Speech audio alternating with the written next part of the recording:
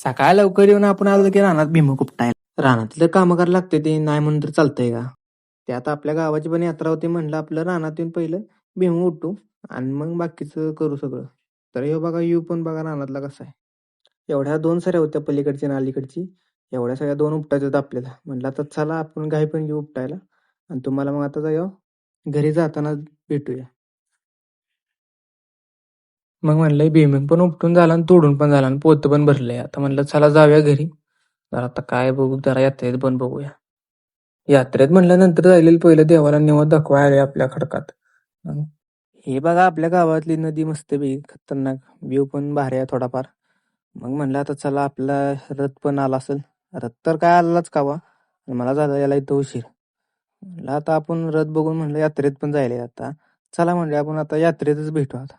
आपण पोहोचलो यात्रेमध्ये. यात्रेमध्ये काय आकाश पाळणा आणि कॅम्पिंगचं पण काय काय नवीन आलेलं आता यात्रेत आली म्हणजे आता पोरांसोबत असणार हे तर नक्कीच आहे. मग आमचं ठरलं की लगेच प्लॅनिंग पैसा गोळा करायचा. पैसा गोळा झाला घेतला की दणका मंचुरियनवर. आता इथं सगळी काय स्नॅपवरच बसलेली. एवढी सगळी तर स्नॅपवरच होती. आपण पण त्यातलाच आहे. मग आता काय म्हणलं आता ह्यांचं काय स्नॅप पडायला आपण खाऊन मग आलो की लगेच भावासोबत. भावानं काही ट्रॅक्टर घेतला. ट्रॅक्टर घेऊन आलो आम्ही जिलेबी बोका पाडायला. जिलेबीचा बोका तर झाला. ह्यांनी सगळ्यांनी जिलेबीचा बोका केला. बोका पाडून सगळी जायला लागली. आता म्हणलं आपण पण जाऊया. जाता तर तुम्ही पण आयडियाला फॉलो करून जावा.